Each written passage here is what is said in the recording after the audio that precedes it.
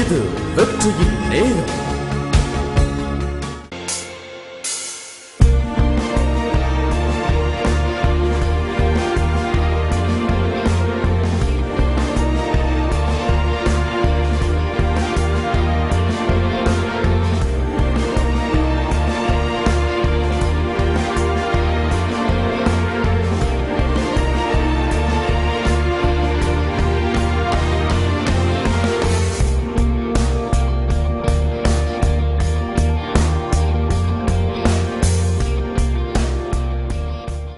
எல்லாரும் சொல்லுவோம், கர்த்தர் அவருடைய வார்த்தையை கொண்டு என்னோடு பேசுகிறார்.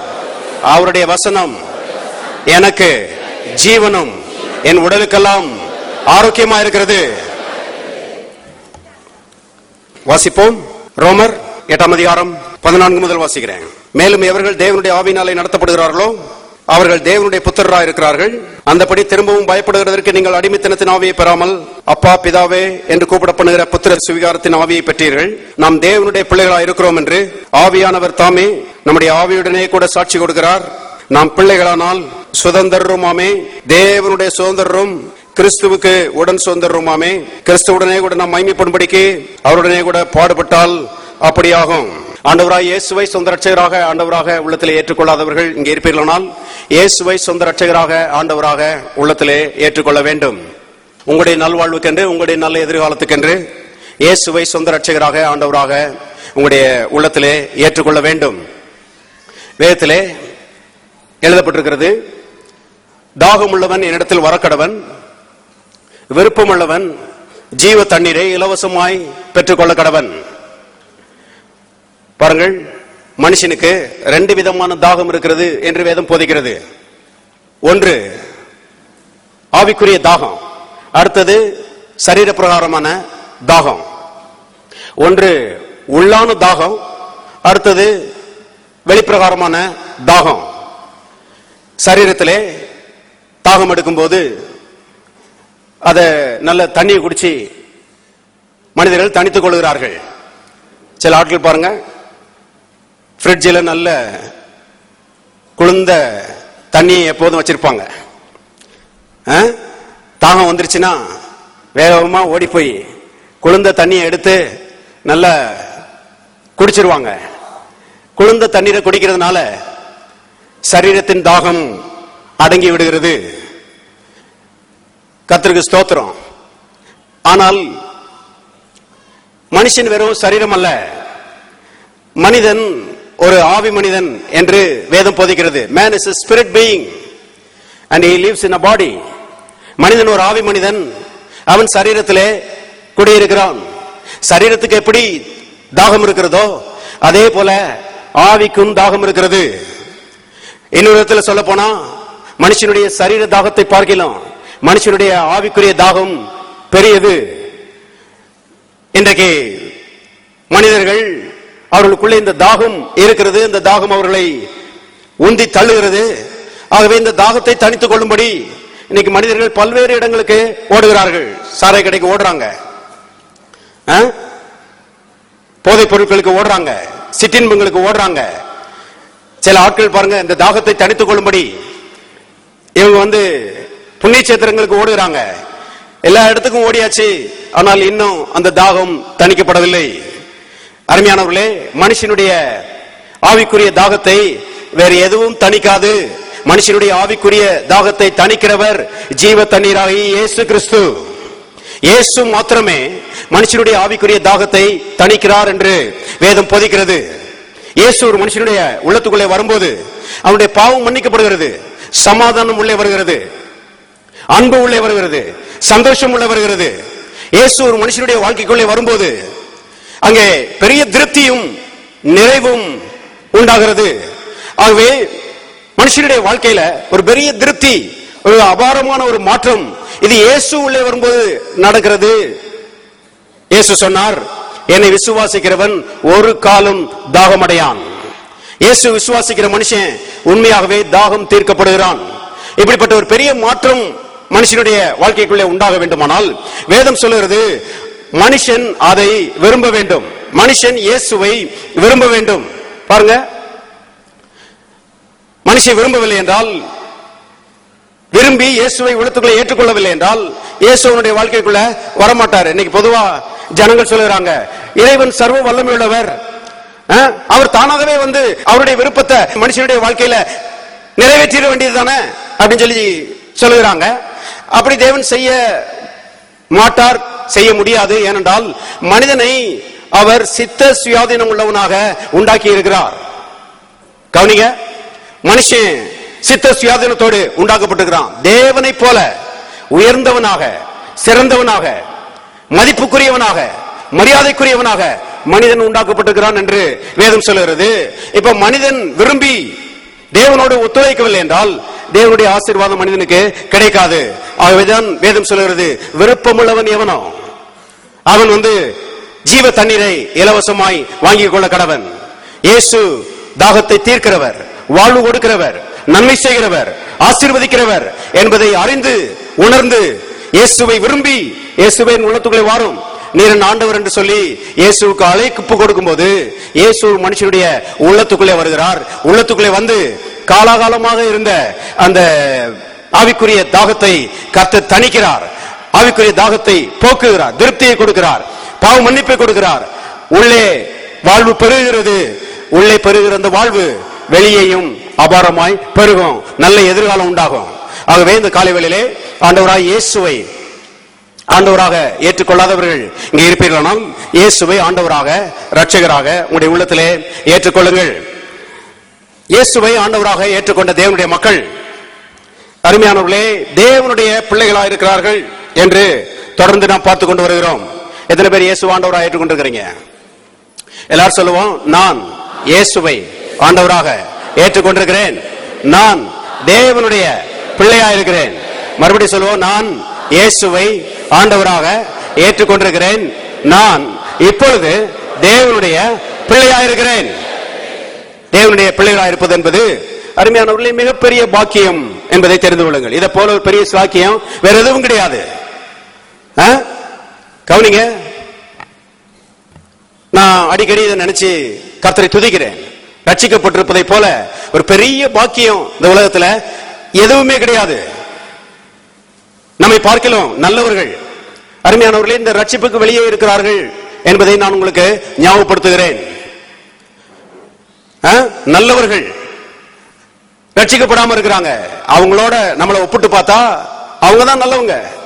ஆனா பாருங்க, ரட்சிக்கப்படாமல் அருமையானவர்களை வெளியே இருக்கிறார்கள். இன்னைக்கு செத்தார்களானால் நரகத்துக்கு போயிடுவாங்க.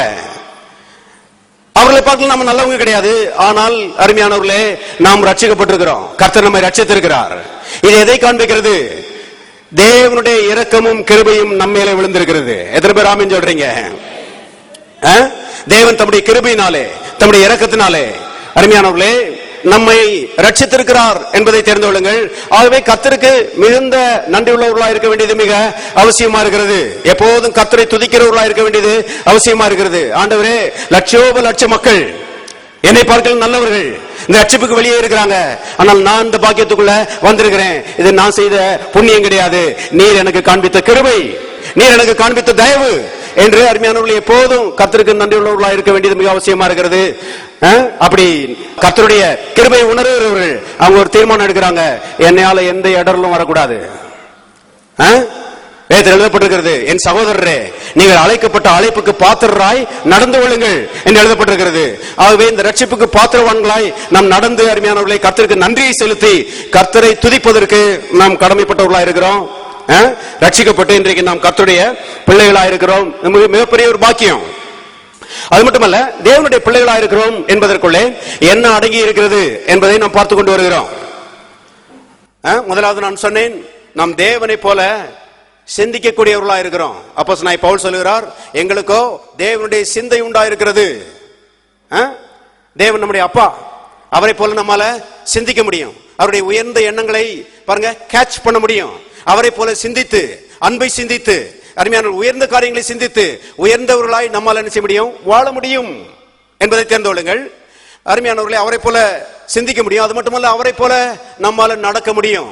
செயலிலும் நாம் அவரை போல இருக்க முடியும். வேதத்தில் எழுதப்பட்டிருக்கிறது, பரலோகத்தில் இருக்கிற உங்கள் பிதா பூரண சற்குணராய் இருக்கிறது போல நீங்களும் உங்கள் நடக்கையில் எல்லாவற்றிலேயும் பூரண சற்குணராய் இருங்கள் என்று கர்த்தர் சொல்லுகிறார். பரலோகத்தில் இருக்கிற உங்கள் பிதா இரக்கமுள்ளவராய் இருக்கிறது போல நீங்களும் இரக்கமுள்ளவராய் இருங்கள் என்று வேதம் சொல்லுகிறது. ஆகவே அருமையானவர்களே, கர்த்தரை போல நாம் செயல்பட முடியும் என்பதை அருமையானவர்களே நாம் பார்த்தோம். சிந்திக்க முடியும், செயல்பட முடியும். அடுத்தபடியாக நாம் பார்த்தோம், நாம் தேவனுடைய பிள்ளைகளா இருக்கிறபடினாலே தேவன் நம்முடைய தேவைகள் எல்லாவற்றையும் சந்திக்கிறார்.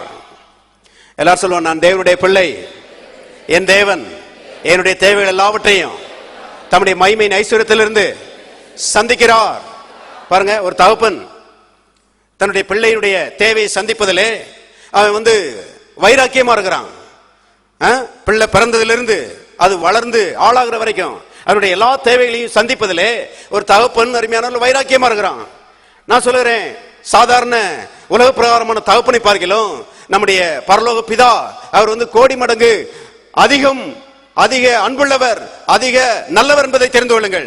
ஆகவே அவர் இன்றைக்கும் வைராக்கியம் உள்ளவராய் அவர் இருக்கிறார். தம்முடைய பிள்ளைகளுடைய எல்லா தேவைகளையும் சந்திப்பதிலே அவர் வைராக்கியமுடையவராய் இருக்கிறார் என்பதை தெரிந்து கொள்ளுங்கள். அது மட்டுமல்ல, கடந்த வாரம் நாம் பார்த்தோம், நாம் அவருடைய பிள்ளைகளா இருக்கிறபடினாலே அவர் நம்மை பாதுகாக்கிறார். உலகத்தில் எத்தனையோ தீமைகள் இருக்கிறது, எத்தனையோ ஆபத்துகள் இருக்கிறது. ஆனால் நாம் தேவனுடைய பிள்ளைகளா இருக்கிறோம். அந்த தேவன் நம்ம அப்பா நம்மை பாதுகாக்கிறார். கவனிங்க, ஏன் இதெல்லாம் சொல்லுகிறோம்னா அருமையானவர்களே, இதையெல்லாம் நாம் விசுவாசிக்க வேண்டியது அவசியமா இருக்கிறது.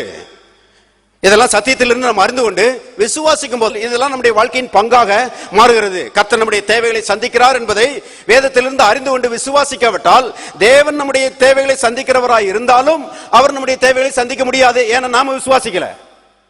கவனிங்க, அதே போல தேவன் என்னை பாதுகாக்கிறார், நான் அவருடைய பிள்ளை, அவர் என்னை பாதுகாக்கிறார் என்று நாம் விசுவாசிக்காத பட்சத்திலே தேவன் நம்மை பாதுகாக்கிறவராய் இருந்தும் நம்மை அவராலே பாதுகாக்க முடியாது.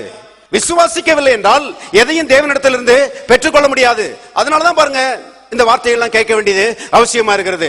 எல்லாரும் சொல்லுவோம், தேவன் என்று தேவைகளை சந்திக்கிறார், தேவன் என்னை எல்லா தீங்குக்கும் விலக்கி பாதுகாக்கிறார். எத்தனை பேர் உண்மையா விசுவாசிக்கிறீங்க? எல்லாரும் கரங்களை உயர்த்தி மறுபடியும் சொல்லுவோம், தேவன் என்னுடைய தேவைகள் எல்லாவற்றையும் சந்திக்கிறார், தேவன் என்னை எல்லா தீங்குக்கும் விலக்கி பாதுகாக்கிறார். எல்லாரும் கரங்களை தட்டி சோதரிப்போம். எல்லா தீமைக்கும் கர்த்தர் நம்மை விலக்கி பாதுகாக்கிறார்.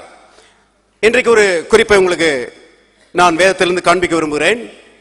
திருப்போம் நீதிமொழிகளின் புஸ்தகம் 3வது அதிகாரம் 12வது வசனம். தகப்பன் தான் நேசிக்கிற புத்திரனை, எல்லாரும் சேர்ந்து வாசிங்க, சிட்சிக்கிறது போல கர்த்தரும் எவனிடத்தில் அன்பு கூறுகிறாரோ அவனை என்ன செய்கிறார்? சிட்சிக்கிறார். தேவன் நம்முடைய பிதாவா இருக்கிறபடினாலே அவருடைய பிள்ளைகளாகிய நம்மை சிட்சிக்கிறார் என்று இங்கே எழுதப்பட்டிருக்கிறது. இந்த சிட்சையை குறித்து தேவனுடைய மக்கள் பாருங்க நல்ல ஆழமாய் தெளிவாய் அறிந்து கொள்ள வேண்டும். ஏனென்றால் இதை குறித்து அருமையானவர்களே பலவிதமான குழப்பங்கள் தேவனுடைய மக்கள் மத்தியிலே பரவி கிடக்கிறது. கவனிங்க, இன்னைக்கு அநேக இடங்கள்ல சொல்றாங்க, இந்த உலகத்துல வருகிற தீமைகள், பிரச்சனைகள், போராட்டங்கள், ஏன் வியாதிகள் எல்லாம் கூட தேவனால் வருகிற ஒரு சிட்சை என்று இன்னைக்கு அருமையானவர்களே சொல்லுகிறார்கள். சத்தியத்துக்கு ஒவ்வாத பொய் என்பதை தெரிந்து கொள்ளுங்கள். பிசாசு இன்னைக்கு என்ன செஞ்சிருக்கிறான்? பொய்ய விதைச்சிட்டு தான் இருக்கிறான். கவனிங்க, உலகத்தில் வருகிற பிரச்சனைகள், போராட்டங்கள், வியாதிகள் இதெல்லாம் தேவன் தம்முடைய மக்களை சிட்சிப்பதற்காக அவர் உபயோகப்படுத்துகிற ஆயுதங்கள் என்று சொல்லுகிறார்கள். தவறு. கவனிங்க, இதற்கு முக்கியமான காரணம் யாருன்னு கேட்டீங்கன்னா இந்த பிரசங்கியார்கள் தான். கண்ட ஆட்கள்லாம் பாருங்க சத்தியத்துக்கு ஒவ்வாத காரியங்கள் எல்லாம் இன்னைக்கு பிரசங்கிச்சுக்கிட்டு இருக்கிறாங்க. தாத்தா பாட்டி காலத்துல இருந்து சில காரியங்களை நம்பிக்கிட்டே வர்றாங்க. ஒருத்தர் சொன்னாரு, எங்க பாட்டையும் பாஸ்டர், எங்க தாத்தா பாஸ்டர், எங்க அப்பா பாஸ்டர், நானும் பாஸ்டர். நல்லதுதான், ஆனா பாட்டை என்ன சொன்னாரோ அதே தான் நம்பிட்டு இருக்கிறீங்க. நீங்க அதே தான் ஜனங்களுக்கு பிரசங்கம் பண்ணிட்டு இருக்கிறீங்க. கவனிங்க, பாட்டை சரியா பைபிளை வாசிக்காம என்ன செஞ்சிட்டாரு? அவர் வியாதியை சிச்சைன்னு சொல்லிட்டு போயிட்டாரு. இன்றைக்கு அருமையான அதே பற்றி கொண்டு இன்னைக்கு அநேக ஊழியக்காரர்கள் தீமைகளையும் பிரச்சனைகளையும் போராட்டங்களையும் கர்த்தருடைய சிட்சை என்று சொல்லிக் கொண்டிருக்கிறார்கள். இல்லை என்பதை தெரிந்து கொள்ளுங்கள். அருமையானவர்களே, வேதத்திலிருந்து தெளிவாய் அறிந்து கொள்ள வேண்டும். பாரம்பரியமான கருத்துக்கள் நம்மை கொன்று போடும் என்பதை தெரிந்து கொள்ளுங்கள். ஆனால் சத்தியம் நம்மை வாழ வைக்கும். சத்திய வேதம் எதற்காக கொடுக்கப்பட்டிருக்கிறது? அருமையானவர்களே, இது நம்முடைய பிரயோஜனத்திற்காக, நம்மை வாழ வைப்பதற்காக கொடுக்கப்பட்டிருக்கிறது என்பதை தெரிந்து கொள்ளுங்கள். ஆகவேதான் பாரம்பரியமான கருத்துக்கள் சத்திய வேதத்துக்கு ஒத்திருக்கான்னு பார்க்கணும். பார்த்துவிட்டு ஒத்து இல்லைன்னா தூக்கி எரிந்து விட வேண்டும். பாருங்க, கடந்த வாரம் சென்னையில் ஒரு ஊழியக்காரர் கூட்டம் நடந்துச்சு. அந்த ஊழியக்காரருடைய கூட்டத்தில் கிட்டத்தட்ட 500க்கும் அதிகமான ஊழியக்காரர்கள் கலந்து கொண்டார்கள். பாஸ்டர் சாம் பிரசங்கம் பண்ணாங்க, நம்ம பாஸ்டரும் பிரசங்கம் பண்ணாங்க. நம்ம பாஸ்டர் பிரசங்கம் பண்ணும்போது சொன்னாங்க, அது ஊழியக்காரருக்கு ரொம்ப பிரயோஜனமா இருந்திருக்கும். எல்லாரும் ரொம்ப ஆச்சரியத்தோட சொன்னாங்க, இப்படிலாம் நாங்க கேட்டதே இல்லையா அப்படின்னு சொல்லி சொன்னாங்க. இப்ப நம்ம பாஸ்டர் சொன்னாங்க, பாரம்பரியமான கருத்துக்கள் வேத வசனத்துக்கு ஒத்திருக்குதா என்று பாருங்கள். பாரம்பரியமான கருத்துக்கள் வேத வசனத்துக்கு ஒத்து இல்லை என்றால் யாருக்கு பிடிக்குதோ பிடிக்கலையோ பாரம்பரியமான கருத்துக்களை தூக்கி எரிஞ்சிருங்க. எரிஞ்சிட்டு கர்த்தருடைய வார்த்தைய பிரசங்கம் பண்ணுங்க. பாரம்பரியமான கருத்துக்கள் மக்களை கொன்று போடும், சத்தியம் மக்களை வாழ வைக்கும். ஊழியக்காரராகிய உங்களை கர்த்தர் ஏன் அழைச்சிருக்கிறார்னா, ஆயிரமான மக்களை வாழ வைக்கும்படியாக கர்த்தர் என்ன செய்திருக்கிறார்? அழைத்திருக்கிறார். ஆகவே ஜனங்களுக்கு சத்தியத்தை பிரசங்கம் பண்ணுங்கன்னு சொல்லி சொன்னாங்க. கவனிங்கள், எல்லாரும் சொல்லுவோம், சத்தியம் என்னை வாழ வைக்கும். மறுபடி சொல்லுவோம், சத்தியம் என்னை வாழ வைக்கும். நம்மை வாழ வைப்பதற்காக தான் சத்தியம் கொடுக்கப்பட்டிருக்கிறது. இயேசு சொன்னார், நான் உங்களுக்கு சொல்லுகிற வசனங்கள் ஆவியாயும் ஜீவனாயும் இருக்கிறது, வாழ்வு கொடுக்கிறதா இருக்கிறது என்று சொன்னார். ஆகவே பாருங்க, வேதத்திலிருந்து சரியாய் புரிந்து கொள்ள வேண்டியது மிக அவசியமா இருக்கிறது. இந்த சிக்ஷை என்கிற அந்த வார்த்தை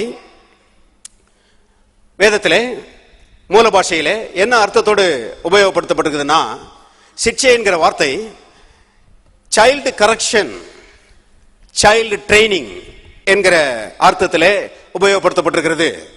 பேடியோ என்கிற வார்த்தையிலிருந்து அது வருகிறது. இன்னைக்கும் அந்த பேடியோன்ற வார்த்தையில தான் பீடியாட்ரிஷியன், குழந்தை நல மருத்துவர் என்கிற அந்த பெயரெல்லாம் வந்திருக்குது. கவனிங்க அருமையானவர்களே, பேடியோ சிக்ஷை என்றால் சிறு பிள்ளைகளை திருத்தி நடத்துவது, சிறு பிள்ளைகளை திருத்தி வளர்த்து விடுவது என்கிற அர்த்தத்திலே பயன்படுத்தப்பட்டிருக்கிறது. கவனிங்க, இந்த சிக்ஷையை குறித்து சில குறிப்புகள் சொல்வதற்கு முன்பதாக, இந்த சிறு பிள்ளைகள் அவங்கள ரொம்ப முக்கியமா கர்த்தர் என்ன செய்கிறார்? பார்க்கிறார். அவர்களை பாருங்க, தேவனுடைய பாதையிலே நடத்தும்படி நமக்கு ஒரு பணியை கொடுத்திருக்கிறார் என்று வேதம் சொல்லுகிறது. சில வசனங்களை வாசிக்கலாம். நீதிமொழிகள் 22:6 வசனம், பிள்ளையானவன் நடக்க வேண்டிய வழியிலே அவனை நடத்து, அவன் முதிர் வயதிலும் அதை என்ன செய்யாதிருப்பான்? விடாதிருப்பான். பாருங்க, பிள்ளைகளை நல்லா ட்ரெயின் பண்ணி, அருமையானவர்களே, அவர்களை வளர்க்கக்கூடிய ஒன்றை குறித்து கர்த்தர் பேசுகிறார். பிள்ளைகள் ரொம்ப முக்கியம். நல்லா கவனிங்க, தேவனுடைய மக்கள் இதை புரிந்து கொள்ள வேண்டும். அருமையானவர்களே, தேவனுக்கு பிள்ளைகள் ரொம்ப ரொம்ப முக்கியம். அது மட்டுமல்ல, இந்த பிள்ளைகள் பாருங்க ரொம்ப சீக்கிரமா வளர்ந்துடுறாங்க. நான் ஆச்சரியப்படுறேன். என் பிள்ளைகள்லாம் இப்பதான் சின்ன பிள்ளைகளா இருந்த மாதிரி இருக்குது, ஆனா திடீர்னு பெரிய பிள்ளைகள் ஆயிட்டாங்க. அவ்வளவு சீக்கிரமா நினைச்சிட்டாங்க, வளர்ந்துட்டாங்க. அருமையானவர்களே, அப்படி சீக்கிரமா வளர்ந்துடுறாங்க. அவர்கள் சிறுவர்களா இருக்கும் போதே அவர்களை சரியான பாதையிலே நடத்தக்கூடிய ஒரு பொறுப்பை தேவன் நமக்கு கொடுத்திருக்கிறார். ஆகவே பெற்றோருக்கு பாருங்க, பிள்ளைகளை குறித்த ஒரு பாரம் எப்போதும் இருந்து கொண்டே இருக்க வேண்டும். என்னுடைய பிள்ளைகள் அவர்கள் கர்த்தருக்குள்ள வளரணும். என்னுடைய பிள்ளைகள் அவர்கள் கர்த்தருடைய வழியை தெரிந்து கொள்ள வேண்டும். என்னுடைய பிள்ளைகள் அவர்கள் கர்த்தருடைய ஆசீர்வாதத்தினால் இந்த உலகத்திலே வாழ வேண்டும் என்று பிள்ளைகளை குறித்த அருமையானவர்களை நாம் கரிசனா இருக்க வேண்டும் என்று கர்த்தர் விரும்புகிறார். ஏன் இதை சொல்லுகிறேன்? அநேகர் பாருங்க, ஊழியம் ஊழியம் ஊழியன்ட்டு ஓடுவாங்க, ஆனா பிள்ளைகளை விட்டுருவாங்க. கர்த்தர் சொல்றாரு, ஊழியம் செய்யறது நல்லதுதான், ஆனால் பிள்ளைகளை விட்டு விடாதே. முதலாவது ஊழியம் உன் பிள்ளைகளுக்கு தான், முதலாவது ஊழியம் உன் குடும்பத்துக்கு தான் என்று கர்த்தர் சொல்லுகிறார். கவனிங்கள், குடும்பத்துக்கு ஊழியம் செஞ்சுட்டு அப்புறம் பின்னால என்ன செய்யலாம்? மற்றவங்களுக்கு ஊழியம் செய்யலாம். குடும்பத்தை விட்டுட்டு பிள்ளைகளை விட்டுட்டு மற்றவங்களுக்கு ஊழியம் செய்யணும்னு சொல்லி ஓடுகிறது இல்ல. அருமையானவர்களை கவனிங்க, ஆண்டவர் சொன்னார் பாருங்க, பரிசுத்த ஆவி உங்களிடத்தில் வரும் பொழுது நீங்கள் பலன் அடைந்து எருசலேமிலும் யூதேயாவிலும் சமாரியாவிலும் உலகத்தின் கடைசி புரிந்த எனக்கு சாட்சிகளாயிருப்பீர்கள் என்று சொன்னார். எருசலேம் என்றால் அருமையானவர்களே ஹோம் டவுன், சொந்த ஊர் என்பதை தெரிந்து கொள்ளுங்கள். பரிசுத்த ஆவி உங்களிடத்தில் வரும் பொழுது நீங்க சொந்த ஊர்ல எனக்கு சாட்சிகளாயிருப்பீர்கள். அந்த சொந்த ஊர் வேற எதுவும் கிடையாது, உங்க குடும்பம் தான். கவனிங்க, உங்க குடும்பத்தில் நீங்கள் சாட்சிகளாக இருப்பீர்கள். உங்களுடைய பிள்ளைகளுக்கு நீங்கள் சாட்சிகளாக இருப்பீர்கள். உங்களுடைய பிள்ளைகளுக்கு நீங்கள் என்ன செய்வீர்கள்? ஊழியம் செய்வீர்கள். அருமையானவர்களே, உங்களுடைய பிள்ளைகள் அவங்க கர்த்தரை பின்பற்றும்படி அவர்களுக்கு நீங்கள் சாட்சிகளாக இருப்பீர்கள். அப்புறம் யூதேயாவுக்கு போங்க, அப்புறம் சமரியாவுக்கு போங்க, அப்புறம் உலகம் என்ன செய்யுங்க? போய் ஊழியம் செய்யுங்க. ஆனா முதலாவது ஊழியம் அருமையானவர்களே உங்களுடைய குடும்பத்துக்கு. ஏனென்றால் உங்களுடைய குடும்பம், உங்களுடைய பிள்ளைகள் தேவனுடைய பார்வையிலே விலையேறப்பட்டவர்களாக இருக்கிறார்கள். கவனிங்க, பிள்ளைகள் தவறு செய்யும் போது சில நேரங்கள் அவங்கள என்ன செய்யணும்? கடிந்து கொள்ளணும், அவங்கள திருத்தணும். அதே நேரத்தில் பிள்ளைகள் அருமையானவர்களே கர்த்தருக்காக கொஞ்சம் ஆர்வம் காட்டும் போது, கர்த்தருடைய காரியங்களில் பிள்ளைகள் ஆர்வம் காட்டும் போது பெற்றோர்கள் அவர்களை ஊக்குவிக்க வேண்டும் என்பதை தெரிந்து கொள்ளுங்கள். இந்த ஆலயம் கட்டிக்கொண்டிருக்கிற நாட்களிலே நிறைய வாலிப சகோதரர்கள் இந்த ஆலயத்தில் வேலை செய்வாங்க. அவங்களாம் இன்னைக்கு நல்லா இருக்கிறாங்க. நிறைய வாலிப சகோதரர்கள் மண்ணள்ளி போட்டிருக்கிறாங்க, பல வேலைகளை செஞ்சிருக்கிறாங்க. அதுல ஒரு முறை பாருங்க, ஒரு தம்பி வந்தாரு. அவர் என்கிட்ட பேசிட்டு இருக்கும்போது என்கிட்ட சொன்னாரு, பாஸ்டர், நான் படிக்கிற நேரம் போக மிச்ச நேரத்தில், ஃப்ரீயா இருக்கிற நேரத்தில் நான் ஆலயத்தில் வேலை செய்யணும்னு எனக்கு ஆசையா இருக்கும் பாஸ்டர். ஆனா எங்க அம்மா விட மாட்டேங்கிறாங்க பாஸ்டர் அப்படின்னு சொன்னாரு. எங்க அம்மா என்னை விடவே மாட்டேங்கிறாங்க. பாருங்க, ரட்சிக்கப்பட்டு சர்ச்சுக்கு வந்துகிட்டு இருக்கிற அம்மா அவங்க சொல்லுவாங்களாம், ஒன்னு படி இல்லைன்னா படுத்து தூங்கு. ஆனா ஆலயத்துக்கு மட்டும் என்ன செய்யக்கூடாது? போக கூடாது. எப்படிப்பட்ட அம்மா பாருங்க. பாவம், அம்மாவுக்கு கர்த்தருடைய ஆசீர்வாதத்தை குறிச்ச ஒரு வெளிப்பாடு இல்ல. அருமையானவர்களே, பிள்ளைகளை அவர்கள் கர்த்தருடைய காரியங்களிலே ஆர்வம் காட்டும்போது அவர்களை ஊக்குவிச்சா, நான் சொல்லுகிறேன், அவர்கள் தேசத்துக்கே ஆசீர்வாதமான பிள்ளைகளாக மாறிவிடுவார்கள். தேசத்துக்கே ஆசீர்வாதமான பிள்ளைகளாக மாறிவிடுவார்கள். ஏனென்றால் வேதம் சொல்கிறது, என் நாமத்து நிமித்தம் ஒரு கலசம் தண்ணீர் குடிக்க கொடுக்கிறவனும் அதன் பலனை அடையாமல் போகான். தமது நாமத்து நிமித்தம் நீங்கள் படுகிற அன்பின் பிரயாசங்களை மறந்து விடுகிறதற்கு அவர் அநீதியுள்ளவர் அல்லவே. ஆகவே அருமையானவர்களே, பிள்ளைகள் கர்த்தருக்காக பிரயாசப்பட்டாங்கன்னா எதிர்காலத்தில் அவங்க ரொம்ப நல்லா இருப்பாங்க. இதெல்லாம் புரிந்து கொண்டவர்கள் பாருங்க, பிள்ளைகள் கர்த்தருடைய காரியங்களில் ஆர்வம் காட்டும் போது அவங்கள முன்னால தள்ளி விடுறாங்க. எனக்கு ஞாபகம் இருக்குது, நான் வாலிபனா இருந்த போது படிக்கிற நேரம் போக மிச்ச நேரங்களில் ஆலயத்தில் வேலை செய்வேன். ஒரு மாசம் 2 மாசம் இல்ல, கிட்டத்தட்ட 7 வருஷம் நான் ஃப்ரீயா இருக்கிற நேரத்தெல்லாம் ஆலயத்தில் ஏதாவது வேலை இருந்துச்சுன்னா வேலையை செய்வேன். அருமையானவர்களே, நான் கேட்கிறேன், கர்த்தர் எனக்கு பலன் கொடுத்திருக்கிறாரா? ஆமாவா இல்லையா? நான் சொல்லுறேன், நான் செஞ்சது கொஞ்சம், கர்த்தர் எனக்கு பலன் கொடுத்தது அதிகம். கவனிங்க, கர்த்தருடைய காரியங்களிலே ஆர்வம் காட்டுகிற பிள்ளைகளுக்காக கர்த்தருக்கு ஸ்தோத்திரம். அருமையானவர்களே, அவர்களை முன்னால தள்ளக்கூடிய ஒரு பொறுப்பை தேவன் நமக்கு கொடுத்திருக்கிறார். ஆபிரகாமை கர்த்தர் ஆசீர்வதித்தார் என்ற வேதத்திலே நாம் வாசிக்கிறோம். அதற்கு பல காரணங்கள் இருக்கிறது. அருமையானவர்களே, அதுல ஒரு காரணத்தை வாசிக்கலாம். ஆதியாகமத்தின் புத்தகம் 18:19 வசனம். கர்த்தர் ஆபிரகாமுக்கு சொன்னதை நிறைவேற்றும்படியாய், எல்லாரும் சேர்ந்து வாசிப்போம். அவன் தன் பிள்ளைகளுக்கும் தனக்கு பின்வரும் தன் வீட்டாருக்கும் நீங்கள் நீதியையும் நியாயத்தையும் செய்து கர்த்தருடைய வழியை காத்து நடவுங்கள் என்று கட்டளையிடுவான் என்பதை அறிந்திருக்கிறேன் என்றார். பாருங்க, ஆபிரகாமுடைய உள்ளத்தை கர்த்தர் முன்கூட்டியே பார்த்துட்டாராம், அறிந்து கொண்டாராம். ஆகவே அவனை தேடி அவனை அழைக்கிறதை நான் பார்க்கிறோம். ஏன்னா அவனுக்குள்ள அந்த ஒரு குவாலிட்டி, ஒரு தன்மை இருந்திருக்கிறது. இந்த ஆளை பிடிச்சா இவன் நம்மளை சேவிக்கிறது மட்டுமல்ல, தன்னுடைய பிள்ளைகளையும் கர்த்தருடைய வழிகளை காத்து நடக்கும்படி அவர்களுக்கும் கட்டளையிடுவான் என்று கர்த்தர் அறிந்து அருமையானவர்களை ஆபிரகாமை அழைத்து ஆசீர்வதித்தார் என்று நான் பார்க்கிறோம். கவனிங்க, இன்னைக்கு சில ஆட்களை பார்த்தீங்கன்னா இவங்க மட்டும் வருவாங்க ஆலயத்துக்கு. இவங்க மட்டும் ஆராதனைக்கு வந்து கலந்து கொள்வாங்க, பிள்ளைகளை வீட்டுல விட்டுட்டு வந்துருவாங்க. ஆகவே இவங்க வாழ்க்கை மட்டும் ஆசீர்வாதமா இருக்கும், பிள்ளைகளுடைய வாழ்க்கை தாறுமாறா இருக்கும். கவனிங்க, விடக்கூடாது பிள்ளைகளை. யோசுவா சொன்னா பாருங்க, நானும் என் வீட்டாருமோ என்றால் கர்த்தரையே சேவிப்போம். நான் சேவிக்கிறது மட்டுமல்ல, என் பிள்ளைகளை நான் விட மாட்டேன், என் குடும்பத்தை நான் விட மாட்டேன், எல்லாரையும் கர்த்தருடைய சமூகத்துக்கு கூட்டிட்டு வருவேன். ஏனென்றால் கர்த்தருடைய ஆசீர்வாதம் எனக்கும் வேணும், என் குடும்பத்துக்கும் வேணும், என் பிள்ளைகளுக்கும் வேணும், என் சந்ததிக்கும் வேணும். கவனிங்க, நானும் என் வீட்டாருமோ என்றால் கர்த்தரையே சேவிப்போம் என்று அவன் சொல்லுகிறதை நான் பார்க்கிறோம். எனக்கு ஒரு பெரிய சந்தோஷம் இருக்கிறது. என் பிள்ளைகள் பிறந்ததிலிருந்து எல்லா ஞாயிற்றுக்கிழமையும் நான் கர்த்தர்ட்ட கூட்டிட்டு வந்திருக்கிறேன். நேரம் கிடைக்கும் போதெல்லாம் கர்த்தருடைய வார்த்தைகளை அவர்களுக்கு நான் சொல்லி இருக்கிறேன். என்னைக்கு ஜெபத்தில் எனக்கு உரிமை இருக்கிறது, கர்த்தர்ட்ட நான் போவேன். கர்த்தர்ட்ட போய் அருமையானவர்களே, நீதிமொழிகள் 22:6 நான் அவருக்கு ஞாபகப்படுத்துவேன். பிள்ளையானவன் நடக்க வேண்டிய வழியிலே அவனை நடத்து, முதிர் வயதிலும் அவன் அதை விடாதிருப்பான் என்று சொல்லியிருக்கிறீர் ஆண்டவரே. ஆகவே நான் என் வேலையை செஞ்சிருக்கிறேன். பாதுகாக்க வேண்டிய பொறுப்பு உம்முடைய பொறுப்பு, சுகமாக்க வேண்டிய பொறுப்பு உம்முடைய பொறுப்பு, ஆசீர்வதிக்க வேண்டிய பொறுப்பு உம்முடைய பொறுப்பு, நல்ல எதிர்காலத்தை கொடுக்க வேண்டிய பொறுப்பு உம்முடைய பொறுப்பு என்று பாருங்க. நான் உரிமையா கேட்கலாம். அருமையானவர்களே, நான் சொல்றேன், கர்த்தர் என்ன சொல்வார் தெரியுமா? தம்பி, நீ செய்ய வேண்டிய வேலையை நீ செஞ்சுட்ட, நான் செய்ய வேண்டிய வேலையை நான் கண்டிப்பா செய்வேன். கண்டிப்பா உன் பிள்ளைகளுக்கு நல்ல எதிர்காலத்தை நான் கொடுப்பேன், பயப்படாத. கவனிங்க. ஆகவே அருமையானவர்களே, இதெல்லாம் உள்ளே பதிய வேண்டியது மிக அவசியமா இருக்கிறது. பாருங்க, பிள்ளைகளை கர்த்தருக்காக வளர்க்கும் போது, கர்த்தருக்கு ஏற்ற சிக்ஷையிலும் போதனையிலும் அவர்களை வந்து வளர்த்து விடும்போது அது பெரிய லாபத்தை நமக்கு கொண்டு வரும் என்பதை தெரிந்து கொள்ளுங்கள்.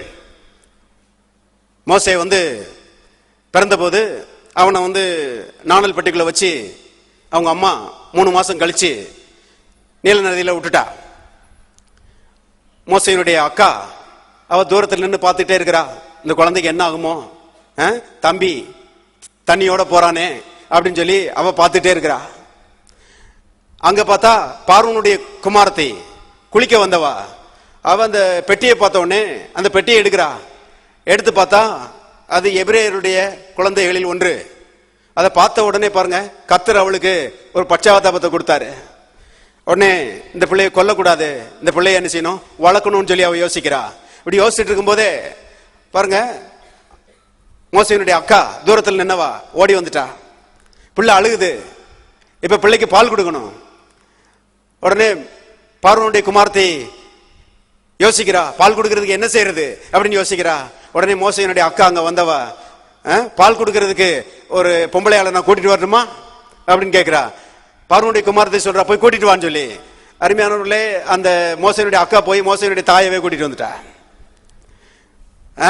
கூட்டிட்டு வந்து அந்த தாயை முன்னால் நிறுத்தினா. இப்ப பார்வோனுடைய குமாரத்தை சொல்லுகிறாள், இந்த குழந்தைய, இந்த பிள்ளைய எனக்காக வளர்த்திடு, நான் உனக்கு சம்பளம் கொடுக்கிறேன். அருமையானவர்களே, அது பார்வோனுடைய குமாரத்தினுடைய வார்த்தை கிடையாது, அது தேவனுடைய வார்த்தை. கவனிங்க, தேவன் அந்த பொம்பளை மூலமா செய்யறாரு, பேசி இருக்கிறாரு. அவை மோசையினுடைய தாயினிடத்துல தேவன் பேசுகிறார், இந்த பையனை நீ எனக்காக வளர்த்துடு, நான் உனக்கு சம்பளம் கொடுக்கிறேன். கவனிங்க பிள்ளைகளை, அருமையானவர்களே, நாம் வந்து கர்த்தருக்காக வளர்க்கிறோம். கர்த்தருக்காக நாம் வளர்க்கும் போது அருமையானவர்களே, கர்த்தர் நமக்கு சம்பளம் கொடுக்கிறார். இது லாபகரமான பிசினஸ். அதனால பிள்ளையை விட்டு பிள்ளைகளை என்ன செய்யக்கூடாது, விடக்கூடாது. அருமையானவர்களே, இது பெரிய லாபத்தை நமக்கு கொண்டு வரும் என்பதை தெரிந்து கொள்ளுங்கள். திருப்போம் உபாகமத்தின் புஸ்தகம் 11வது அதிகாரம் 18 முதல் வாசிக்கிறேன். ஆகையால் கர்த்தர் உங்கள் பிதாக்களுக்கு கொடுப்பேன் என்று அவர்களுக்கு ஆணையிட்ட தேசத்திலே உங்கள் நாட்களும் அப்புறம் உங்கள் பிள்ளைகளின் நாட்களும் பூமியின் மேல் வானம் இருக்கும் நாட்களைப் போல அநேகமாக இருக்கும்படிக்கு நீங்கள் என் வார்த்தைகளை உங்கள் இருதயத்திலும் உங்கள் ஆத்மாவிலும் பதித்து அவைகளை உங்கள் கையின் மேல் அடையாளமாக கட்டி உங்கள் கண்களின் நடுவே ஞாபகக்குறியாக வைத்து, எல்லாரும் சேர்ந்து வாசிங்க, அவைகளை உங்கள் பிள்ளைகளுக்கு கருத்தாய் உபதேசித்து நீங்கள் வீட்டில் உட்கார்ந்திருக்கிற போதும், வழியிலே நடக்கிற போதும், படுத்துக் கொள்ளுகிற போதும், எழுந்திருக்கிற போதும் அவைகளை குறித்து பேசுவீர்களாக. அருமையானவர்களே, பாருங்க, நம்முடைய பிள்ளைகளை குறித்தும் நம்முடைய குடும்பத்தை குறித்தும் கர்த்தர் பேசுகிறதை நம்ம பார்க்கிறோம்.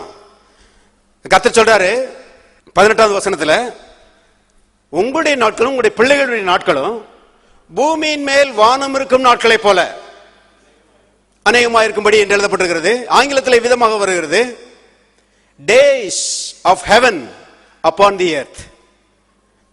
அது ரொம்ப பிடிச்சிருக்கிறது எனக்கு. days of heaven upon the earth. அப்படின்னா என்ன அர்த்தம்னா பூமியின் மேல் பரலோகத்தை போல. அப்பனா நம்முடைய குடும்பம், நம்முடைய பிள்ளையுடைய வாழ்க்கை எல்லாம் எப்படி இருக்கணுமா? அருமையானவர்களே, பூமியின் மேல் பரலோகத்தை போல இருக்கணுமா? கவனிங்க, இன்னைக்கு அநேகருடைய குடும்பம் அருமையானவர்களே பூமியின் மேல் நரகம் மாதிரி இருக்குது. பூமியில அநேகர் அருமையானவர்கள் நரக வாழ்க்கை வாழ்ந்துட்டு இருக்கிறாங்க. ஆனால் நம்முடைய குடும்பத்தை குறித்து தேவனுடைய திட்டத்தை பாருங்க. நம்முடைய குடும்பத்தை குறித்து தேவனுடைய திட்டம் என்னன்னா பூமியின் மேல் பரலோகம். எல்லாரும் கரங்களை உயர்த்தி சொல்லுவோம், எங்களுடைய குடும்பம் பூமியின் மேல் பரலோகமா இருக்கும்படி எங்கள் தேவன் விரும்புகிறார். மறுபடியும் சொல்லுவோம், எங்களுடைய குடும்பம் பூமியின் மேல் பரலோகத்தை போல இருக்கும்படி எங்கள் தேவன் விரும்புகிறார். எல்லாரும் கரங்களை தட்டி சோதரிப்போம். அருமையானவர்களே, அநேகர் என்ன யோசிக்கிறாங்கன்னா பரலோகத்துக்கு போன பிறகுதான் நம்ம பரலோகத்தை அனுபவிக்க போறோம். சில பிரசங்கியர்கள் சொல்றாங்க பரலோகம் ரொம்ப சக்கரையா இனிக்கணும்னா இந்த பூலோகம் கொஞ்சம் கொயினா மாதிரி கசக்கணும்ன்றாங்க. எங்க இருந்து பிடிச்சாங்கன்னு தெரியல இந்த தத்துவத்தை. அதனாலதான் நான் சொல்லுறேன் இந்த பாரம்பரியம் இது எப்படி இருக்குதுன்னா டீ குடிக்கிறதுக்கு முன்னாடி காரம் சாப்பிடுற மாதிரி இருக்குது. சில டீ கடையெல்லாம் பாருங்க கொஞ்சம் மிக்சர் கொடுங்கன்னு கேட்டுட்டு இருப்பாங்க. ஏன்னா அந்த காரம் சாப்பிட்டா தான் டீ இனிக்கணும்னு. பரலோகம் இனிக்கணும்னா இந்த பூலோக வாழ்க்கை கசக்கணும் அப்படின்னு சொல்லி இன்னைக்கு அநேகர் நம்புகிறார்கள். அருமையானவர்களே, நான் சொல்லுகிறேன் கசப்பு ஏற்கனவே வந்துருச்சு நம்ம வாழ்க்கையில. இயேசுவை ஏற்றுக்கொள்வதற்கு முன்பதாக எல்லாம் கசந்து முடிஞ்சு போச்சு. கவனிங்க, என்றைக்கு இயேசு வந்தாரோ அன்றைக்கே கசப்பெல்லாம் அனுபவித்து தீர்ந்துருச்சு. இன்றைக்கு பரலோகம் ஆரம்பிச்சிருச்சு. பரலோகத்துக்கு போன பிறகு நம்ம பரலோகத்தை அனுபவிக்க போறதில்ல, பூமியிலேயே நம்ம பரலோகத்தை அனுபவிக்கும்படி பரலோகத்தின் அதிபதியாக இயேசு நமக்குள்ளே வந்திருக்கிறார். எத்தனை பேர் ஆமென் சொல்றீங்க? கவனிங்க, ஆகவே அருமையானவர்களே, பூலோகத்திலே நாமும் நம்முடைய பிள்ளைகளும் பரலோகத்தை அனுபவிக்க வேண்டும் என்று கர்த்தர் விரும்புகிறார். அதனாலதான் பாருங்க, சீஷர்களை பார்த்து இயேசு சொன்னார், எப்படி ஜெபம் பண்ணணும் நீங்க அப்படின்னு சொல்லி அவர்களுக்கு சொல்லும் போது அவர் சொன்னார், பரலோகத்திலே உம்முடைய சித்தம் செய்யப்படுவது போல பூமியிலேயும் செய்யப்படுவதாக. பரலோகத்தில் இருக்கிற பரிசுத்தம் எங்களுடைய வாழ்க்கையில வருவதாக. பரலோகத்தில் இருக்கிற ஐஸ்வர்யம் எங்களுடைய வாழ்க்கையில வருவதாக. பரலோகத்தில் இருக்கிற ஆரோக்கியம் எங்களுடைய வாழ்க்கையில வருவதாக. பரலோகத்தில் இருக்கிற வெற்றி எங்களுடைய வாழ்க்கையில வருவதாக. பரலோகத்தில் இருக்கிற மகிமை எங்களுடைய வாழ்க்கையில வருவதாக. பரலோகம் எங்களுடைய வாழ்க்கையில வருவதாக. அப்படி ஜெபம் பண்ணுங்க அப்படின்னு சொல்லி கர்த்தர் என்ன செய்தார்? சொல்லி கொடுத்தார். கவனிங்க, கர்த்தருடைய மாறாத சித்தம் என்பதை தெரியாவிட்டால் தெரிந்து கொள்ளுங்கள். அநேக பிரசங்கியர்களுக்கு தெரியாது. பூமியிலே தேவனுடைய மக்கள் அருமையானவர்களே பரலோகத்தை அனுபவிக்க வேண்டும் என்று கர்த்தர் விரும்புகிறார். பழைய ஏற்பாட்டிலே எழுதி வச்சிருக்கிறார். ஆகவே அப்புறம் சொல்றாரு, அதுக்கு ஒரு வழியை சொல்றாரு. பூமியில நம்முடைய குடும்ப வாழ்க்கை பரலோகமா இருப்பதற்கு கர்த்தர் ஒரு வழியை சொல்றாரு. என்ன வழி? கர்த்தருடைய வார்த்தைகளை மனசுல பதிச்சு உள்ளத்துல பதிச்சு அந்த வார்த்தைகளை எப்போதும் பிள்ளைகளுக்கு நினைச்சீங்க சொல்லிக் கொடுங்கன்னு சொல்றாரு. நடக்கிற போது, உட்கார்ந்து இருக்கிற போது, படுத்திருக்கிற போது, எல்லா நேரங்களிலும் இந்த தேவனுடைய வார்த்தைகளை பிள்ளைகளுக்கு சொல்லிக் கொடுங்க. பிள்ளையுடைய வாழ்க்கையை பரலோகமாக்குகிறது தேவனுடைய வார்த்தை என்று கர்த்தருடைய ஆவியானவர் சொல்கிறார். இன்னைக்கு பாருங்க, பணம் செலவழிச்சு பிரயாசப்பட்டு பிள்ளைகளுக்கு எல்லாத்தையும் கத்துக் கொடுக்கிறோம், நல்லது. சிலர்லாம் பாருங்க, சயின்ஸ் படிக்க வைக்கணும் பிள்ளைய, இன்ஜினியரிங் படிக்க வைக்கணும் பிள்ளைய, மருத்துவம் படிக்க வைக்கணும், நல்லதுதான். ஆனா நான் சொல்லுறேன், சயின்ஸும் இன்ஜினியரிங்கும் மருத்துவமும் பிள்ளைகளுக்கு பரலோக வாழ்வை கொடுக்காது. பிள்ளைகளுக்கு பரலோக வாழ்வை கொடுப்பது தேவனுடைய வார்த்தை மாத்திரமே, தேவனுடைய வார்த்தை மாத்திரமே. ஆகவே அருமையானவர்களே, பிள்ளைகளுக்கு அருமையான தேவனுடைய வார்த்தைகளை கொடுக்கணும். தேவனுக்கு ஏற்ற சிக்ஷையிலும் போதகத்திலையும் அவர்களை ட்ரெயின் பண்ணணும், அவர்களை அருமையானவர்களை வளர்க்க வேண்டும். அப்படி வளர்க்கும் போது அருமையானவர்களே அது பெரிய ஆசீர்வாதத்தை நம்முடைய வாழ்க்கையிலே கொண்டு வருகிறது என்பதை தெரிந்து கொள்ளுங்கள். ஆகவே சிக்ஷை என்றால் பிள்ளைகளை திருத்தி நடத்துவது, பிள்ளைகளை ட்ரெயின் பண்ணுவது என்று வேதம் போதிக்கிறது. திருப்பம் எபிரேயர் புத்தகம் 12வது அதிகாரம் 9வது வசனம். அன்றியும் எல்லாரும் சேர்ந்து வாசிங்க. நம்முடைய சரீரத்தின் தகப்பன்மார்கள் நம்மை சிட்சிக்கும் போது அவர்களுக்கு நாம் அஞ்சி நடந்திருக்க நாம் பிழைக்கத்தக்கதாக ஆவிகளின் பிதாவுக்கு வெகு அதிகமாய் அடங்கி நடக்க வேண்டும் அல்லவா? கவனிங்க, இந்த வசனத்துல ரெண்டு பிதாக்களை நாம் பார்க்கிறோம். ஒன்று சரீரத்தின் தகப்பன்மார், அடுத்தது ஆவியின் தகப்பன். ஆவியானவர் ரொம்ப தெளிவா எழுதி வச்சிருக்கிறாரு, நல்ல கவனிங்க, விளங்கணும். விளங்கினாதான் விடுதலை, விளங்கினால்தான் ஆசீர்வாதம். கவனிங்க, ஒன்னு சரீரத்தின் தகப்பன்மார், அடுத்தது ஆவிகளின் பிதா. ஒன்று மனிதர்களா இருக்கிற சரீரத்தின் தகப்பன்மார், அடுத்தது அருமையான பிதாவாகிய தேவன், அவர் ஆவிகளின் தகப்பன்.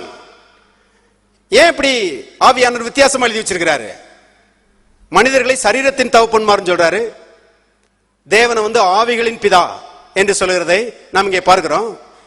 ஏன்னா அருமையானவர்களே, சரீரத்தின் தகப்பன்மார் பிள்ளைகளை சிட்சிக்கும் போது சரீரத்திலே சிட்சிக்கிறார்கள். ஆவிகளின் தகப்பன் பிதாவாகிய தேவன் தம்முடைய பிள்ளைகளை சிட்சிக்கும் போது ஆவியிலே சிட்சிக்கிறார் என்கிற அர்த்தத்தில் தான் இது எழுதப்பட்டிருக்கிறது. கவனிங்க, பிள்ளைகள் இருக்கிறாங்க, சில நேரங்களில் பாருங்க சொல்லுக்கு அடங்க மாட்டேங்கிறாங்க. பிள்ளைகளை வளர்த்தவங்களுக்கு நல்லா தெரியும், சொல்லுக்கு சில நேரங்களில் என்ன செய்ய மாட்டேங்கிறாங்க, அடங்க மாட்டேங்கிறாங்க. அப்படிப்பட்ட நேரத்தில் ஒரு குச்சியை யூஸ் பண்ணணும்னு ஆண்டவர் நினைச்சிருக்கிறாரு, சொல்லி இருக்கிறாரு. அருமையானவர்களே, பிரம்பை கையாடாதவன் தன் மகனை பகைக்கிறான் என்று எழுதப்பட்டிருக்கிறது. ஆகவே ஒரு குச்சியை என்ன செய்யறான், சரீரத்தின் தகப்பன்மார் என்ன செய்யறாங்க, யூஸ் பண்றாங்க. அத கூட அருமையானவர்களே, குச்சியை எடுத்து கண்ட இடத்துலயும் அடிச்சிடக்கூடாது. அடிக்கிறதுக்கு ஆண்டவர் ஒரு இடம் கொடுத்திருக்கிறார். கொஞ்சம் நிறைய சதையெல்லாம் வச்சு நல்லா குஷன் பண்ணி ஒரு இடத்தை கொடுத்திருக்கிறாரு. ஆண்டவர் சரீரத்தின் தகப்பன்மார்ட்ட சொல்றாரு, அங்கதான் அடிக்கணும். அங்க அடிச்சா ஒண்ணு ஆகாது, சொல்லுன்னு இருக்கும். ஆனா வேற ஒண்ணும் ஆகாது, பையன் தெரிந்திருவான். கவனிங்க, இது கண்ணு காதல் அடிச்சிடக்கூடாது. அருமையான ஆண்டவர் பாருங்க எவ்வளவு நல்லவர் சொல்லி. கவனிங்க, சரீரத்தின் தகப்பன்மார் குச்சி எடுக்கும் போது சரீரத்தில் என்ன செய்யறாங்க, அடிக்கிறாங்க. ஆனால் ஆவிகளின் தகப்பன் சரீரத்தில் அடிக்கிறது இல்லை என்பதை தெரியாவிட்டால் தெரிந்து கொள்ளுங்கள். ஏன் இதை சொல்லுகிறோம்? அநேகர் என்ன யோசிக்கிறாங்கன்னா, கர்த்தர் கையை ஒடிக்கிறார் பிரதர், அது அவருடைய சிட்சை. கர்த்தர் காலை ஒடிக்கிறார் பிரதர், அது அவருடைய சிட்சை. கர்த்தர் காயப்படுத்துறார் பிரதர், அது அவருடைய சிட்சை. தகப்பன் பிள்ளையை சிட்சிக்கிறது போல கர்த்தர் நம்மளை சிட்சிக்கிறான்னு சொல்றாங்க.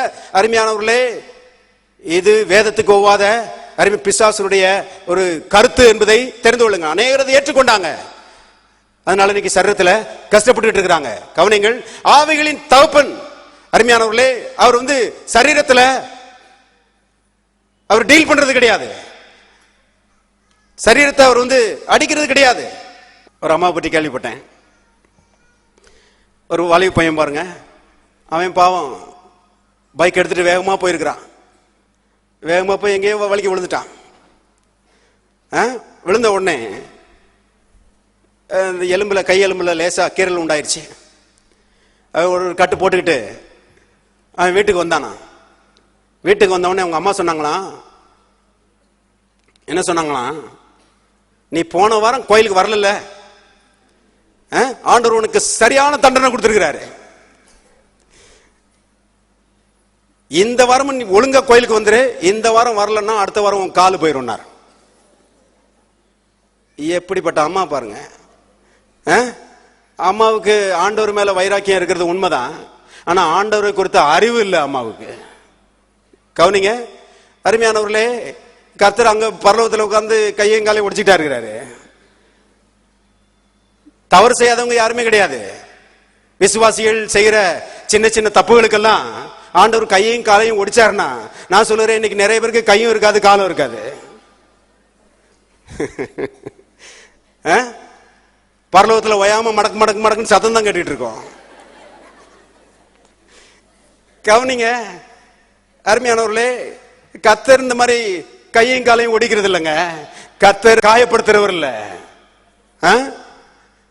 அருமையானவர்களே, வேதத்தில் எழுதப்பட்டிருக்கிறது, அவர் நம்முடைய காயங்களை சுகமாக்கும்படி தன்னுடைய சரீரத்தை காயப்படும்படி ஒப்பு கொடுத்த அன்பின் தேவன். காயப்படுத்துகிற ஒரு கொடூரர் அல்ல, அவர் கொடூரமானவர் அல்ல. அவர் தம்மையே நம்மை குணமாக்கும்படி, நம்முடைய காயங்களை கட்டும்படி, வாதிக்கப்படுவதற்கு தன்னுடைய சரீரத்தை சிலுவையிலே ஒப்பு கொடுத்த அன்பின் தேவன். அவர் எப்படி நம்முடைய சரீரத்தை காயப்படுத்துவாரு? ஒரு போதும் அதை செய்ய மாட்டாரு. எத்தனை பேர் ஆமென் சொல்றீங்க? எல்லாரும் கரங்களை உயர்த்தி கர்த்தரை சோதரிப்போம். கர்த்தர் அருமையானவர், நல்லவர், இரக்கமுள்ளவர். அவர் நம்முடைய சரீரத்தை குணமாக்குகிறவர். எல்லாரும் கரங்களை உயர்த்தி சொல்லுவோம். கர்த்தர் நல்லவர், அவர் என் காயங்களை கட்டுகிறவர், அவர் என்னை சுகமாக்குகிறவர். மறுபடியும் சொல்லுவோம். கர்த்தர் நல்லவர், அவர் என் காயங்களை கட்டுகிறவர், அவர் என்னை சுகமாக்குகிறவர். எல்லாரும் கரங்களை தட்டி சோதரிப்போம்.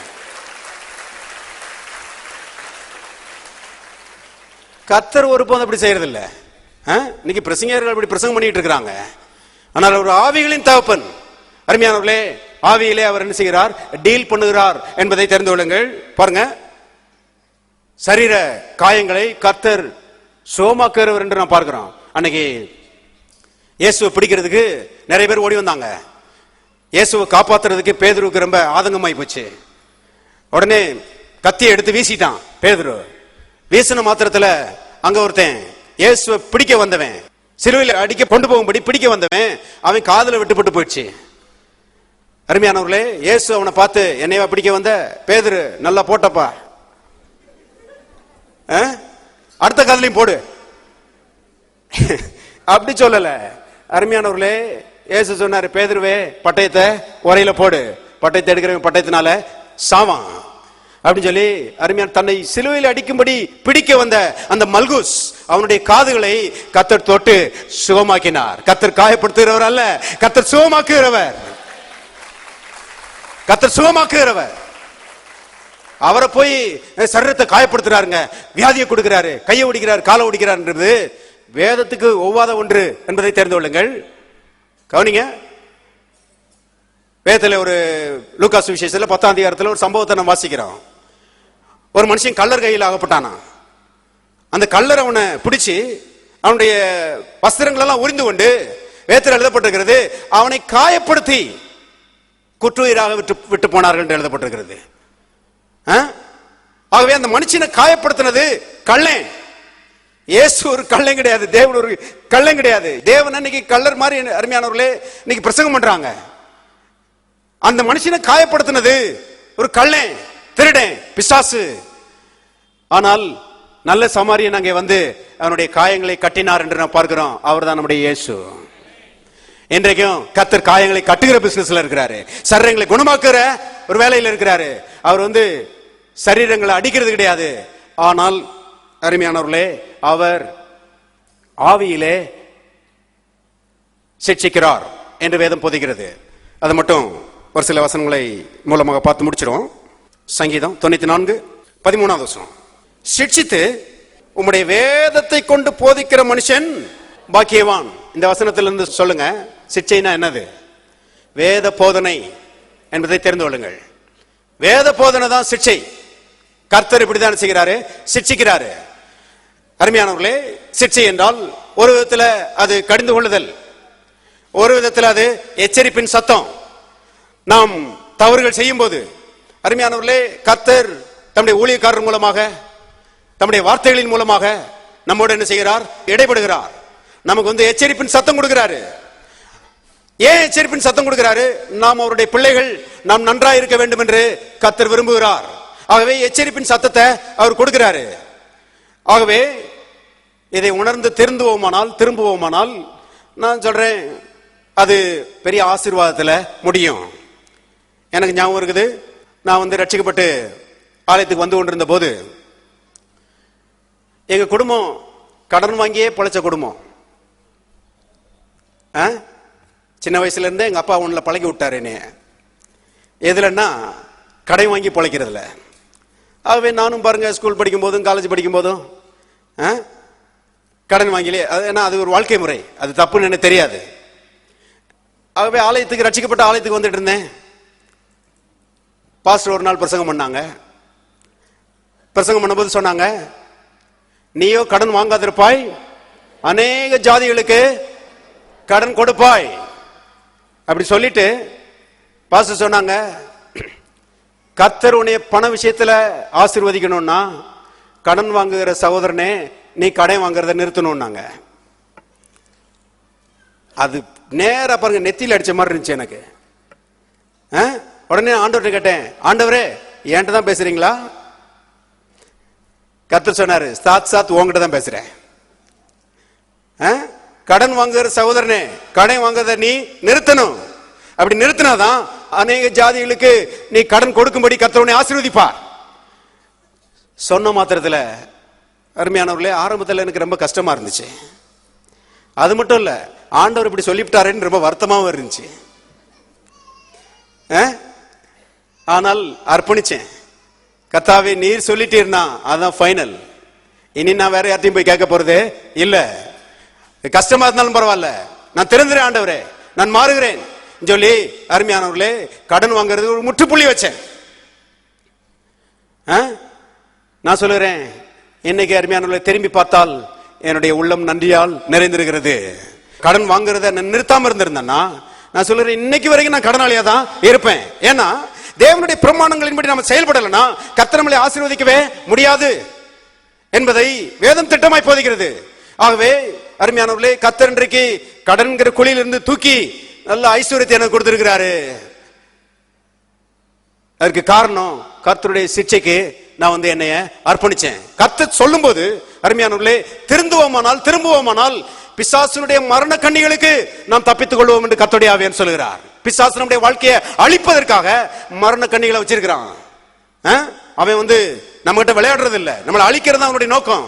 ஆனால் அருமையானவர்களே, கர்த்தருடைய சத்தத்தை கேட்டு நாம் திரும்புவோமானால் பிசாசு எத்தனை மரண கண்ணியை வச்சிருந்தாலும் ஒண்ணுல கூட நாம சிக்க வேண்டிய அவசியம் வராது. பாருங்க, வாசிப்போம் ஒரு வசனம். நீதிமொழியின் புத்தகம் 6ஆம் அதிகாரம் 23ஆவது வசனம். கட்டளையே விளக்கு, வேதமே வெளிச்சம், என்ன சிட்சை? போதக சிட்சையே என்ன வழி? ஜீவ வழி. பாருங்க, சிட்சைனாலே அங்க ஆண்டவர் என்ன அருமையா விளக்கம் கொடுக்கிறார். போதக சிட்சை. ஆண்டவர் தம்முடைய வார்த்தையை போதிக்கிறது மூலமாக நம்மை சிட்சிக்கிறார். அதை பற்றி கர்த்தருடைய ஆவியானவர் இங்கே சொல்லும் போது அது ஜீவ வழி. அதுக்கு செவி கொடுத்தா வாழ்ந்திருக்கலாம், அதுக்கு செவி கொடுத்தா அருமையான மரண கண்ணிகளுக்கு தப்பித்துக் கொள்ளலாம். பாருங்க, இந்த கோழிகள்லாம் நான் கவனிச்சிருக்கிறேன். இந்த கோழிகள்லாம் பாருங்க, குஞ்சுகள் மேயும் போது பருந்து வர்றது குஞ்சு பார்க்காது, ஆனா கோழி பார்த்துரும். கோழி பார்த்துட்டு கொர்ன்னு ஒரு சத்தம் விடும் பாருங்க. இந்த உணர்வுள்ள குஞ்சுகள் எங்க மேய்ஞ்சிட்டு இருந்தாலும் வேகமா ஓடி சட்டைக்குள்ள பூந்துக்கிடும். ஆனா சில குஞ்சுகளுக்கு இந்த சத்தம் பிடிக்காது. இந்த அம்மா எப்பவுமே இப்படிதான் கொர்ன்னு சத்தம் போட்டுக்கிட்டே இருப்பா. குப்பையை கிளற விட மாட்டா, கரையான பிடிக்க விட மாட்டா. நாம கரையான திங்கிறது அம்மாவுக்கு ரொம்ப பிடிக்கல, அதனாலதான் உருன்னு இருக்கிற. அருமையானவர்களே, இப்ப பருந்து வருகிறது, குஞ்சியை தூக்கிட்டு போயிருது. கவனிங்க, இப்ப தாய்க்கோழி என்ன செய்ய முடியும்? இதை பார்த்து என்ன செய்ய வேண்டும்? அழ வேண்டியதுதான், வேற ஒன்றும் செய்ய முடியாது. கவனிங்க, அதே போலதான் கர்த்தர் அருமையானவர்களே நமக்கு எச்சரிப்பின் சத்தம் கொடுக்கிறாரு.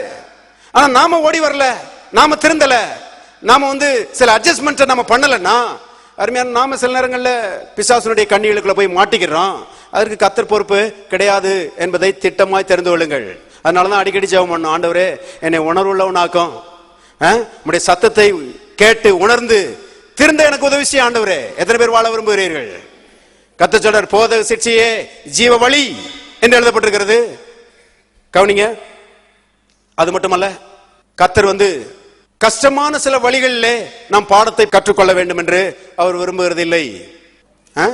இன்னைக்கு சிலர் சொல்றாங்க, நான் பட்ட பாடுகள்னால நான் கர்த்தருடைய பிரமாணத்தை கற்றுக்கொண்டேன் பிரதர். நீங்க அப்படி கற்றுக்கொண்டிருக்கலாம், ஆனால் கர்த்தருடைய பெர்ஃபெக்ட் வில், கர்த்தருடைய பரிபூர்ணமான சித்தம் என்னன்னா, நீங்க கஷ்டப்பட்டு பாடம் படிச்சுக்கிட வேண்டிய அவசியம் இல்ல. நீங்க வேதத்தை வாசித்து உணர்வோடு அருமையான பாடத்தை படித்துக் கொள்ளலாம். ஏனென்றால் உங்களுக்காக இயேசு சிலுவையில் ஏற்கனவே கஷ்டப்பட்டிருக்கிறாரு. கஷ்டப்பட்டு பாடத்தை படிக்க வேண்டிய அவசியம் இல்லை. அது கர்த்தருடைய வழியும் கிடையாது. ஒரு அம்மா இருக்கிறா, கை குழந்தைய வச்சிருக்கிறா,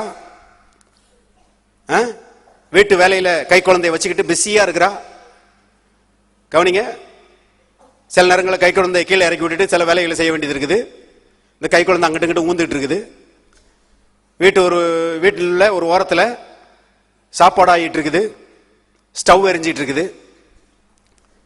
இந்த குழந்தை கீழே விடப்பட்ட அந்த குழந்தை அந்த ஸ்டவ் எரியறத பார்க்குது.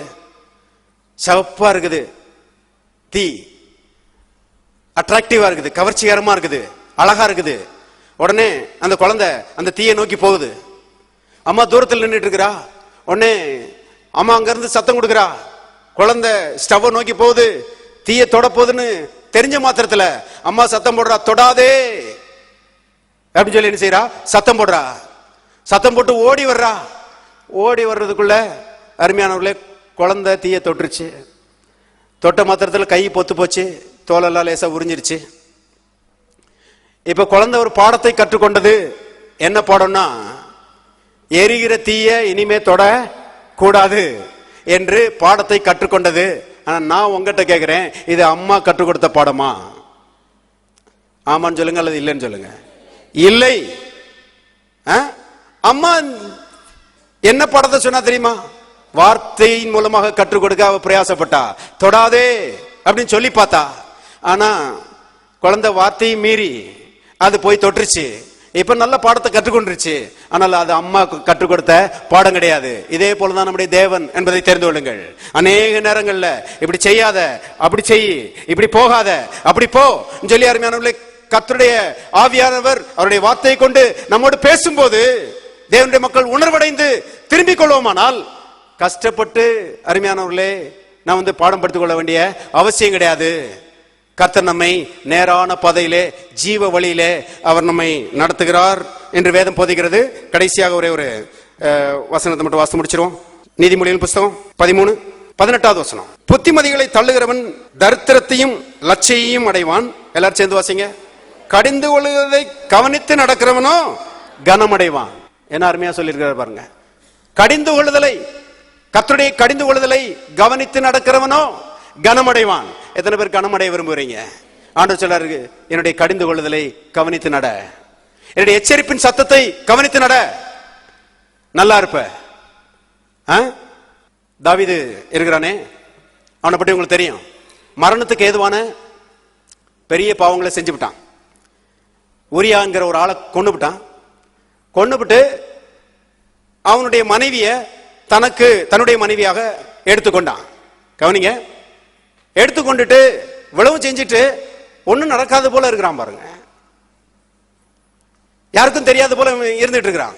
ஆனால் வேதம் சொல்லுறது, கர்த்தர் அவனை என்ன செய்கிறாரு, பார்த்துட்டு இருந்தாரு. அவன் செய்த அந்த காரியம் கர்த்தருடைய பார்வைக்கு பொல்லாததா இருந்தது என்று எழுதப்பட்டிருக்கிறது.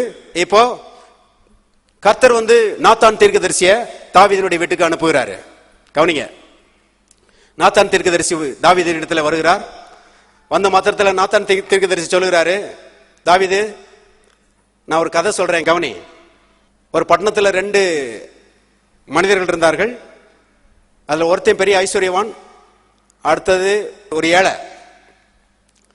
இந்த பெரிய ஐஸ்வர்யவானுக்கு நிறைய ஆட்டுக்குட்டிகள்லாம் இருந்துச்சு, நிறைய ஆடு மாடுகள் இருந்துச்சு, திரளான ஆடு மாடுகள் இந்த ஐஸ்வர்யவானுக்கு இருந்துச்சு. ஆனா அந்த ஏழைக்கு ஒரே ஒரு சின்ன ஆட்டுக்குட்டி தான் இருந்துச்சு. அந்த ஏழை அந்த ஆட்டுக்குட்டிய தன் பிள்ளைகளை மாதிரி என்ன செஞ்சான், வளர்த்தான். தான் சாப்பிடுற சாப்பாட்டை அதுக்கு கொடுத்து அந்த ஆட்டுக்குட்டிய நேசிச்சு அதை வளர்த்தான். இந்த ஐஸ்வர்யவான் இடத்துல ஒரு வழிப்போக்கன் வந்தான். சொந்தக்காரன் கிடையாது, வழிப்போக்கன் வந்தான். ஆகவே அந்த வழிப்போக்கனுக்கு சாப்பாடு கொடுக்கறதுக்காக இந்த ஐஸ்வர்யவான் அந்த ஏழையினுடைய ஆட்டுக்குட்டிய பிடுங்கிட்டு வந்து அதை அடிச்சு இந்த வழிப்போக்கனுக்கு சாப்பாடு கொடுத்துட்டான்பா அப்படின்னு சொல்லி நாத்தான் சொன்னான். சொன்ன உடனே தாவீது, யார் அந்த மனுஷன், அவன் கொல்லப்பட வேண்டும் அப்படின்னு சொல்லி தாவீது சொன்னான். நாத்தான் சொன்னான், நீயே அந்த மனுஷன், அவ்வளவு பெரிய ஒரு குற்றத்தை செய்தது நீதாயா அப்படின்னு சொல்லி சொன்ன மாத்திரத்துல, அருமையானவர்களே, நீங்க சரித்திரத்தை வாசித்து பாத்தீங்கன்னா, இந்த ராஜாக்கள் எவனாவது வந்து அவங்க செய்த குற்றத்தை உணர்த்தினாங்கன்னா அவனை கொண்டு விடுவானுங்க. வேதத்துல நிறைய உதாரணங்கள்லாம் இருக்குது. ராஜாக்கள் அவங்களுடைய குற்றத்தை யாராவது மனுஷன் சொன்னாங்கன்னா அவங்கள கொண்டு விடுவாங்க. ஆனா இந்த நாத்தான் தீர்க்கதரிசி வந்து தாவீது செய்த அந்த குற்றத்தை சொன்ன மாத்திரத்துல, தாவீது சொன்னா அதை மட்டும் வாசித்து முடிச்சிடும். வாசிங்க 2 சாமுவேல் புஸ்தகம் 12ஆம் அதிகாரம் 13வது வசனம். அப்பொழுது தாவீது நாத்தானிடத்தில், எல்லாரும் சேர்ந்து வாசிங்க, நான் கர்த்தருக்கு விரோதமாய் பாவம் செய்தேன் என்றான். நாத்தான் தாவீதை நோக்கி, எல்லாரும் சேர்ந்து வாசிங்க, நீ சாகாதபடிக்கு கர்த்தர் உன் பாவம் என்ன செய்தார்? நீங்க செய்தார். இவ்வளவு பெரிய தப்பு பண்ணிட்டான். கடிந்து கொள்ளப்பட்ட போது உடனே திரும்பிட்டான். எவ்வளவு உணர்வுள்ள தாவீது பாருங்க.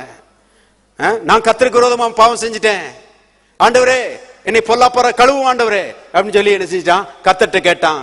சொன்ன மாத்திரத்துல அருமையான இரக்கமுள்ள தேவன் அவனுடைய பாவத்தை மன்னித்தார், அவனை கழுவினார். நீ சாக மாட்ட, பொழைச்சு போ சொல்லி அருமையான கர்த்தர் விட்டுட்டாரு. அது மட்டுமல்ல, அவனுடைய சந்ததியை உலகத்திலே பெரிய ஐஸ்வர்யவனாக கர்த்தர் மாற்றினார். கர்த்தர் அவனை கனப்படுத்தினார். கர்த்தர் அவனை பற்றி ஒரு சாட்சி கொடுத்தார், தாவீதினுடைய இருதயத்துக்கு ஏற்றவன். ஆகவே சில நேரங்களில் தவறுகள் ஏற்படுகிறது. யாருமே விதிவிலக்கு கிடையாது. அப்படி தவறும் போது கர்த்தர் நம்மை கடிந்து கொள்கிறார், அவருடைய வார்த்தைகளை கொண்டு நம்மோடு பேசுகிறார். நான் சொல்லுகிறேன், உணர்வடைந்து திரும்பி அருமையானவர்களே கர்த்தருடைய மன்னிப்பை நாம் கோருவோமானால், கடிந்து கொள்கிறதை கவனித்து நடக்கிறவன் கனமடைவான், ஆசீர்வதிக்கப்படுவான். நல்ல எதிர்காலம் கர்த்தர் நமக்கு கொடுப்பார். கர்த்தர் உங்களை ஆசீர்வதிப்பார். ஜீவ வார்த்தை ஆலயத்தில் ஒவ்வொரு ஞாயிற்றுக்கிழமையும் ஏராளமானோர் கூடி தேவனை ஆராதிக்கிறார்கள். தேவனுடைய வார்த்தையின் மகத்துவத்தை வேதாகமத்திலிருந்து மிக தெளிவாகவும் எளிமையாகவும் இங்கு போதிக்கிறோம். உங்கள் வாழ்க்கையும் வளம் பெற இந்த சத்தியங்களை கேட்டு பயனடையுங்கள். உங்களையும் எங்கள் ஆலயத்திற்கு அன்புடன் அழைக்கிறோம். எங்கள் முகவரி ஜீவ வார்த்தை ஆலயம், Madakkulam road, Palanganatham bus stand வழி, மதுரை, தென்னிந்தியா. தேவன் தாமே உங்களை ஆசீர்வதிப்பாராக.